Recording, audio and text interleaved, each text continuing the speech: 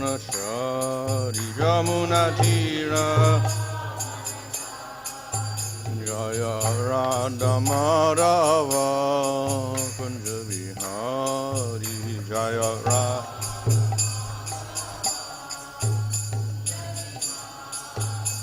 Hare Krishna Krishna Krishna Hare Hare Hare Rama Rama Rama Hare Hare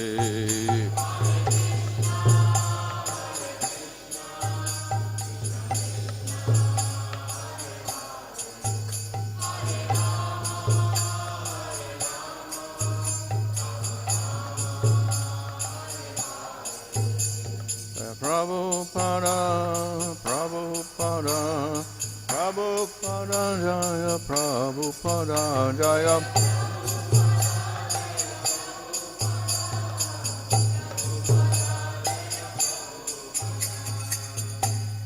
Shabbat Bhadamaktha Rajagachara Astara Sasiswat AC Bhaktivedanta Swami Srila Prabhupada Ki Jai Namacharya Thakur Ki Jai Prem Sakaho Sri Krishna Chaitanya Prabhu Nityananda Sri Advaita Gadadhar Shri Gaur Bhaktivinoda Ki Jai Sri Sri Radha Krishna Gopidas Shama Kunda Radha Kadigiri Govardhan Ki Jai Sri Vrindavan Dham Ki Jai Navadvip Dham Ki Jai Ganga Jamuna Tulsi Bhakti Devi Ki Jai Ananda Koti Vaisnava Vrinda Ki Jai Samaveta Bhaktivinoda Ki Jai Go Premanandi. All glories to some of the devotees, all glories to some of the devotees, all glories to some of the devotees. All glories to Sri Guru and Sri Guranga, all glories to Srila Prabhupada. Om Namo Bhagavate Vasudevaya. Om Namo Bhagavate Vasudevaya. Om Namo Bhagavate Vasudevaya.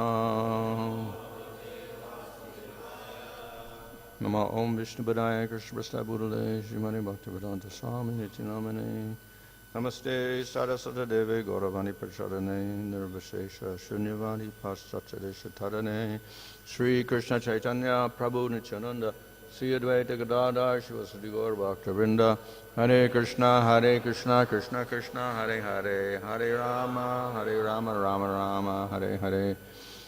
From Srimad Bhagavatam, Canto 10, Chapter 14, Verse 49. Shri Rajo Vacha Brahman Parodbhave Krishne Yan Prema Katam Bhavet Yobhuta Purvastokeshu Sodbhaveshvapi Kachyatam.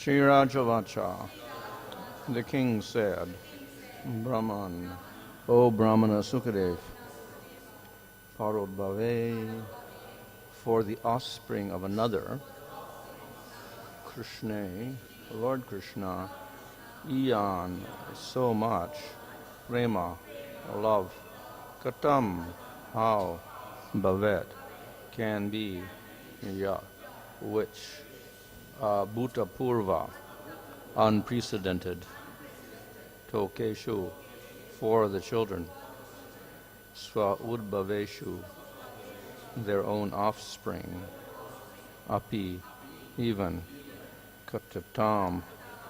Please explain. Translation. King Pariksha said, O Brahmana, how could the cowherd women have developed for Krsna, someone else's son, such unprecedented pure love? Love they never felt even for their own children. Please explain this. Sukadeva Goswami said, O king, for every created being, the dearmost thing is certainly his own self. The dearest of everything else, children, wealth, and so on, is due only to the dearness of the self. Purport, sometimes modern thinkers become puzzled when they study the psychology of moral behavior. Although every living being is inclined towards self-preservation, as stated here, sometimes a person voluntarily sacrifices his own apparent interest through philanthropic or patriotic activities such as giving his money for the benefit of others or giving his life for the national interest. Such so-called selfless behavior appears to contradict the principle of material self-centeredness and self-preservation. As explained in this verse, however, a living entity serves the society, nation, family, and so on only because these objects of affection represent the expanded concept of false ego. A patriot sees himself as a great servitor of a great nation, and thus he sacrifices his life to gratify his sense of egotism. Similarly, it is a common knowledge that a man feels great pleasure by thinking that he sacrifices everything to please his dear wife and children. A man derives great egoistic pleasure by seeing himself as a selfless well-wisher of his so-called family and community. Thus, to gratify his proud sense of false ego, a man is prepared even to lay down his life. This apparently contradictory behavior is yet another demonstration of the bewilderment of material life, which has neither rhyme nor reason, being a manifestation of gross ignorance of the non-material soul. Text 51, for this reason, O best of kings, the embodied soul is self-centered. He is more attached to his own body and self than to his so-called possessions like children, wealth, and home. Purport, it is now common practice all over the world for a mother to kill her own children within the womb if the birth of that child represents any inconvenience for her. Similarly, grown children eagerly place their elderly parents in lonely institutions rather than be inconvenienced by their presence at home. These and innumerable other examples prove that people in general are more attached to their own body and self, which represent I-ness, than to their family and other possessions, which represent minus.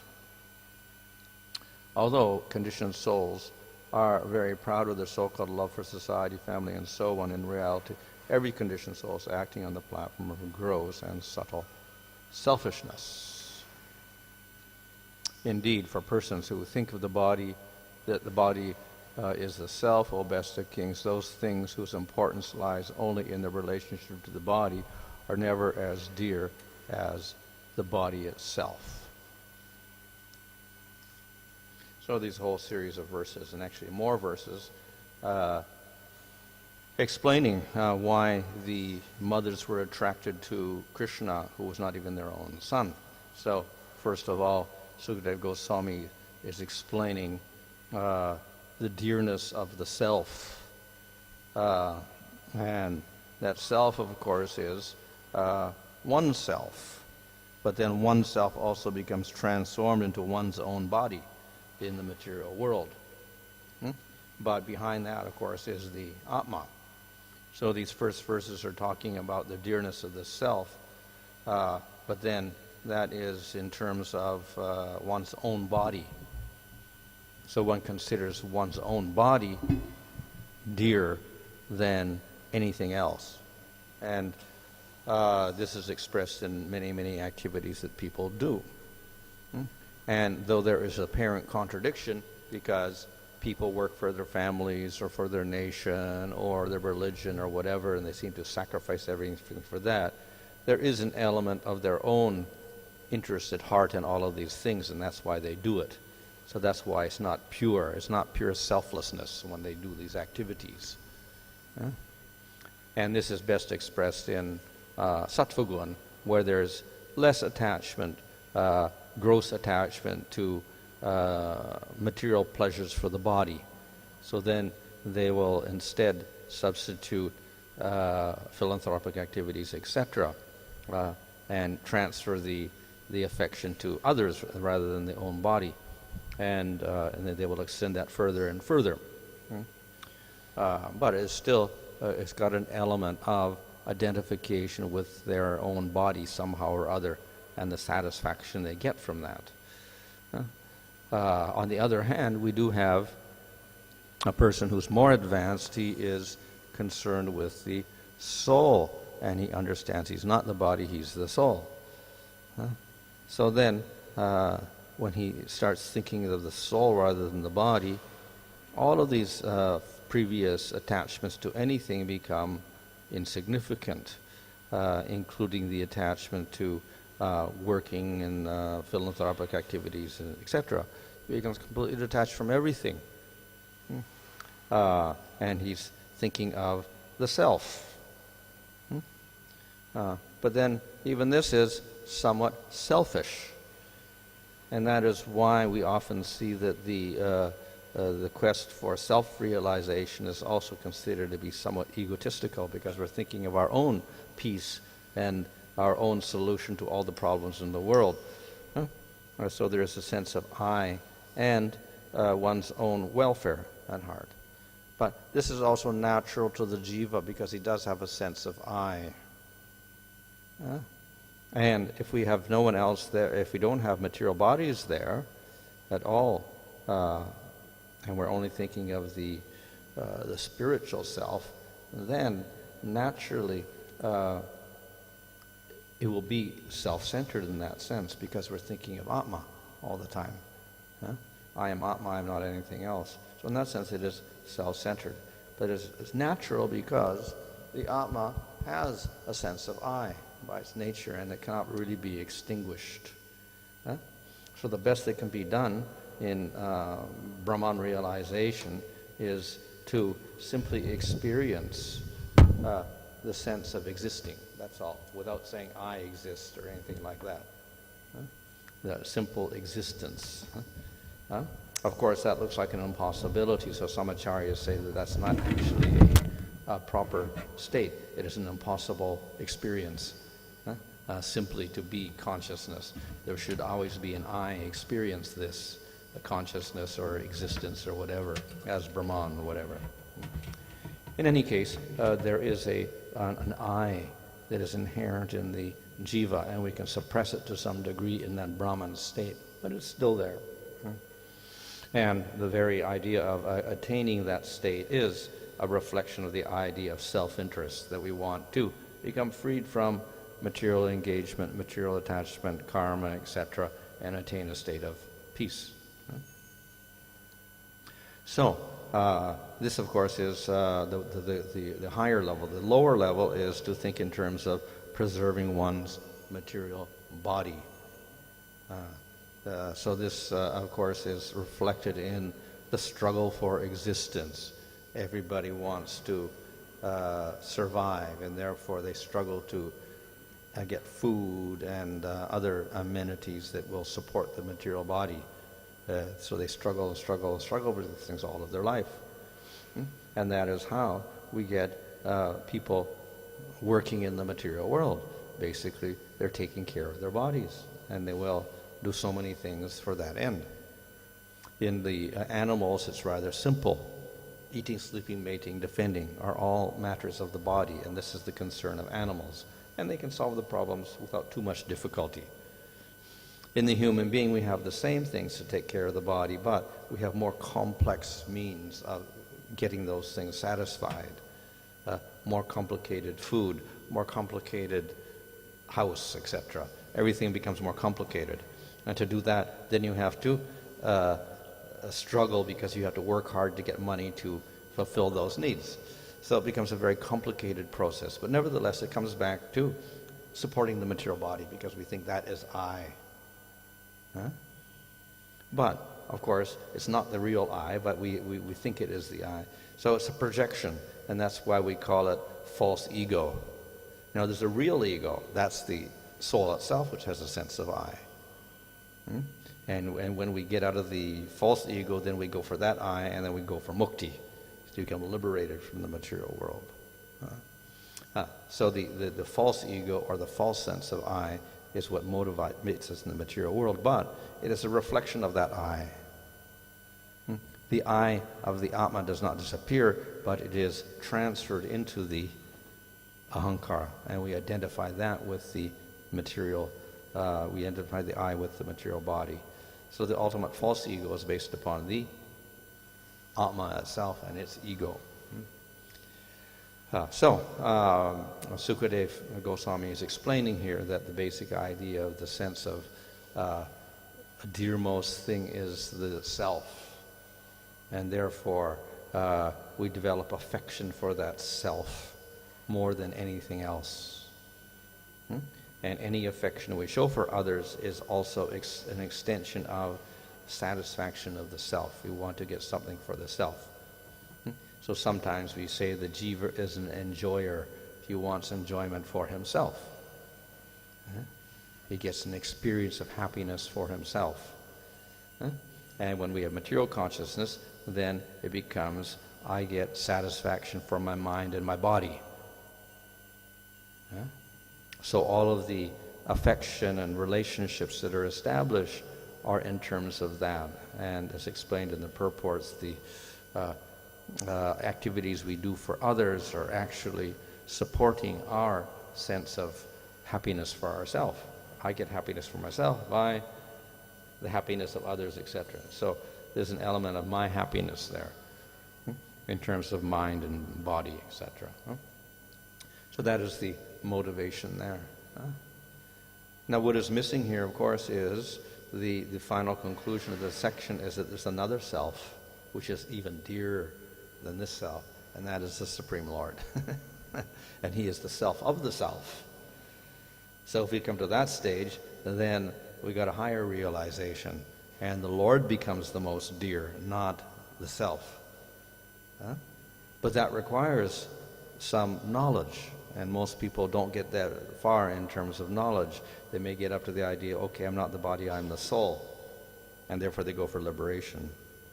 But to get to the next stage and say there's a self in the self, another self who is the dearest of all, that is very, very rare. But that is the basis of bhakti and prema. And it gives rise to the highest type of bliss for the jiva. So as long as the jiva is in the material world, he has a capacity for bliss, but it is not satisfied.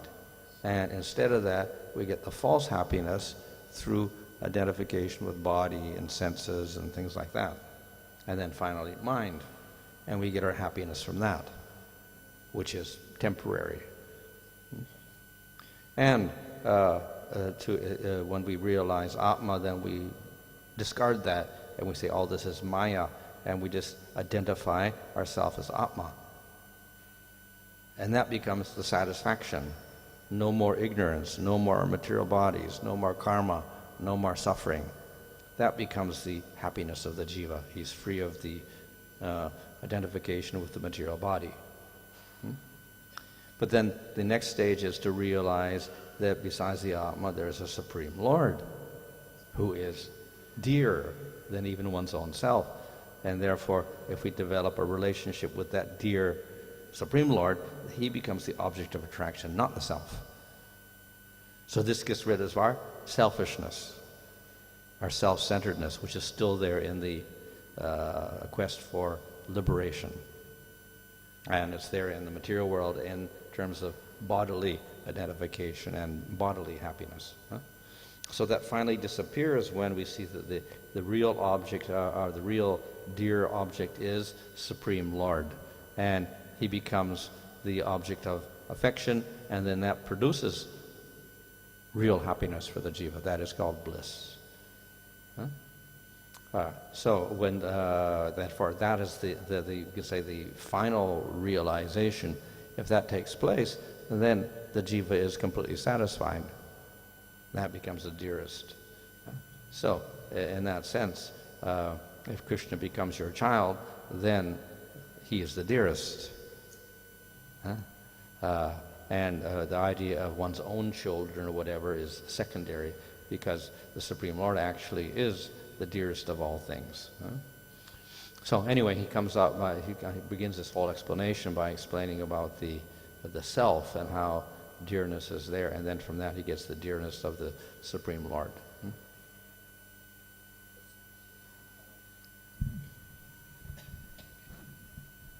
You're explaining about the supreme soul, who is the soul of the soul, means super soul. So one should have attachment for him that the super soul. But here this love for gopis is not that, they don't know that Krishna did that super soul, something like that. They don't have this conception at all.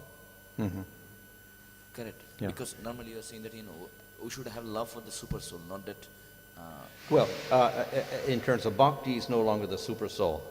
That Krishna is the soul of the soul. He's not the super soul. Super soul is a function for the material world. He's the witness, that's all.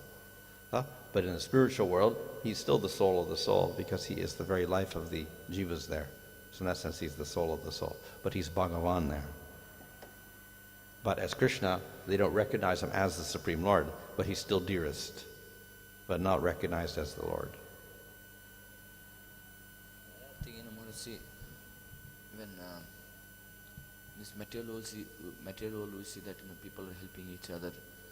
Okay, and also you're explaining that Parvata said that it's like one kind of selfish activities to increase their ego. Just okay. Even sometimes we see devotees also help other devotees. So what kind of, can you see that it's also like one kind of ego? He wants to be like famous or something like that. He wants to be famous by helping others. Like it's also one kind of ego, we can say. If we want, if our relationship with devotees is based on material motives, then of course it's material. It may not be. If it's based on his idea of helping devotees, his purely from bhakti point of view, then it's spiritual. It could be either, depending on his motivation.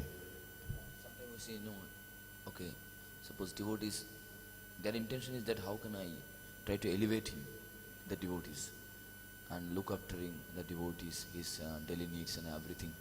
Okay, so does it come under material or spiritual? Well, it depends on the motivation. That devotees, Yeah. how he's taking. Even a materialist can do the same thing. He want to become famous. He will help devotees also, as well as materialists. So it's material. But because it's related to devotees, he gets a spiritual effect also. It was like accidental in the sense of Ajamil chanting the name of Narayan and naming his son, because it is concerned with devotees, and devotees get the benefit. He gets a spiritual benefit from that. But the motive may be initially material. So a devotee may also act in the same way for material reasons, but again, he still gets a spiritual benefit from that. But it may not be from material benefits at all. It may just simply be because he has attraction for serving devotees, which may not be based upon material fame or whatever like that. So therefore that is spiritual.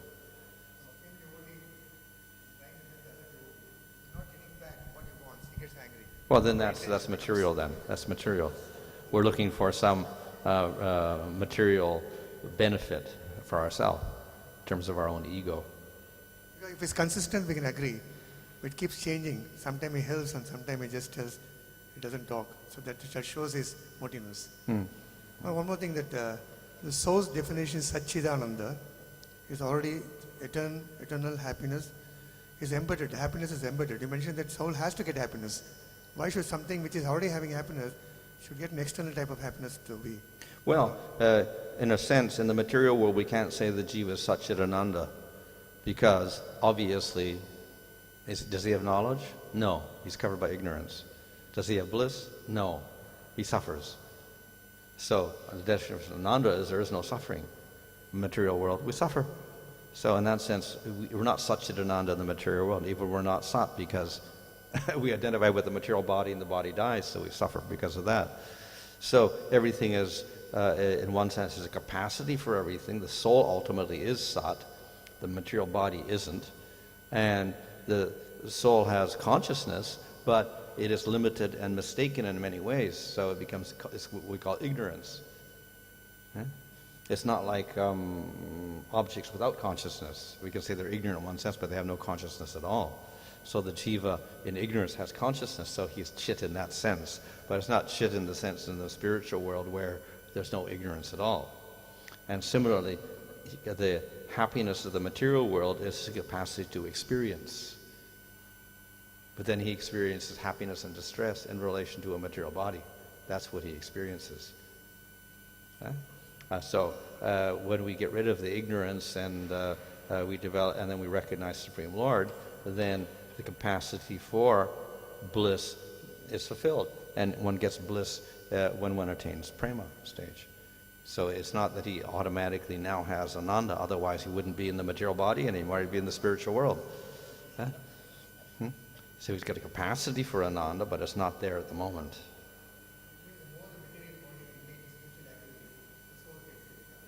What's that? In spiritual activities, the soul gets happiness. Yeah. We don't call it ananda until it reaches a certain stage, that is bhava and prema. Then we start talking about ananda. But before that, we can call it bhakti sukha. That's one of the qualities of subhada. The second quality of bhakti is subhada. It gives auspiciousness. So one is that it gives a type of happiness, even in the stage of sadhana. That turns into ananda in bhava and prema. So the soul becomes satisfied by activities of serving the Lord, and when that becomes stronger and stronger, it manifests as hladini and samvit shaktis in bhava stage and prema. So then at that stage we call it ananda, because the hladini shakti is functioning quite clearly. Before that, it's not so distinct. It's a little weakish, so we don't call it ananda at that stage. But there's some satisfaction in the atma, which is not material. And that satisfaction is called bhakti sukha. Maharaj Hare Krishna, when we leave bhakti in this life at a particular place, and then in the next life you continue from that place. And in the class, Shamparam Prabhuji said last week that you need a devotee to trigger that bhakti in this life. You need a devotee to trigger that bhakti in the life for you to start doing bhakti. Mm-hmm. But this sleeping, mating, defending, those four things come automatically birth after birth, and why not bhakti? Why not bhakti? Well, in a sense, that if one performs bhakti in this life and we already have faith, then you continue from that stage in the next lifetime. But if we're going to continue in bhakti, then we have different elements, hearing, chanting, remembering, sadhu, sangha, etc., isn't it? They encourage us to go further. So if we're going to have bhakti in next lifetime, then we have to do those activities. And we also have to have sadhu sangha to learn how to do them. Of course, if we already done them in the past life, we already know, but we have to kind of learn again in this lifetime. And then we get to a certain level very quickly, and we progress further. So it's just merely that we take up bhakti, and part of bhakti process is association with devotees.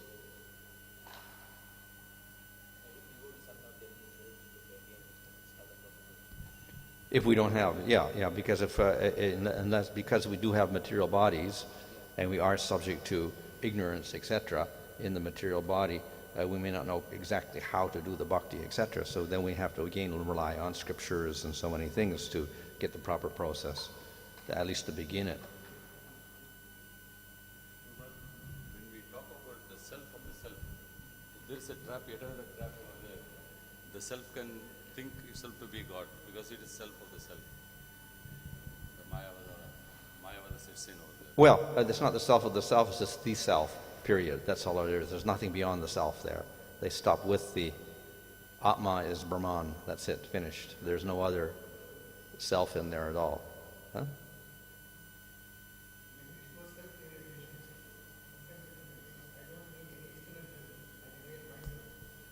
Yeah, well, that's why the term is appealing to many people, especially in the Western world, because I can independently get a self-realization.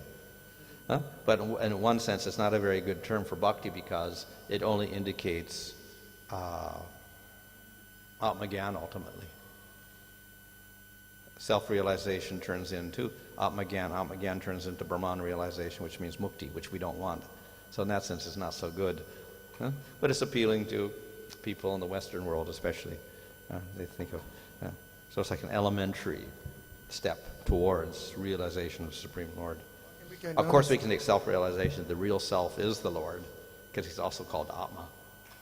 So when the Bhagavatam speaks of Atma, it also means Paramatma or Bhagavan, not just the Atma. It depends on the context of the verse. So self-realization can mean realization of the Supreme Self, Bhagavan also, in which that means Bhakti Yoga. But for most people, it means simply realize self. But even that could be material. Realize, myself in terms of my material body and my full material potential. I mean, that's what it means for many people. So they can't distinguish the body from the soul even, their self-realization. So it doesn't go that far. It means a soul realization or God realization. It should be a different. Soul realization, Atma realization, that's the same as self. Yeah, but the soul could mean the Supreme Soul also. Like the Atma ultimately refers to the Lord as the ultimate Atma, and secondarily to the Jiva as the Atma. You have to put Krishna realization then. Yeah. Well, Krishna consciousness, that's what it means. Even in the case of bhakti, when the devotee is doing affectionate service to Krishna, there is a kind of expectation that actually Krishna is also affectionate to the devotees. Krishna is also being affectionate to the devotees. So which means there is a kind of expectation there in the case of affection. So is that not a selfishness? Well, the expectations which are related to the self, that I get something for myself, that contaminates the bhakti. Huh?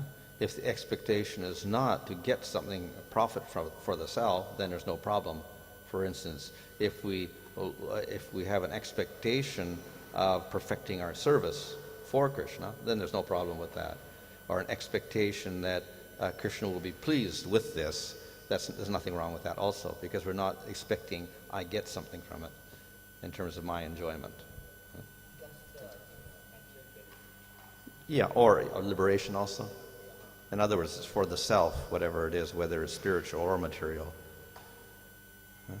And if we say that, well, I'll please Krishna in order to get something for myself, spiritual, then it also is that's why sarupya and all these things are not desiring those things in themselves becomes a contamination and weakens the bhakti. Of course, it's still considered spiritual, but then it weakens the bhakti, and therefore the prema becomes less because of that. Yeah. So that is elementary, just to get people attracted, that's all, because most people are disturbed. But ultimately, it's not our goal is not peace of mind. The goal is to please Krishna, actually.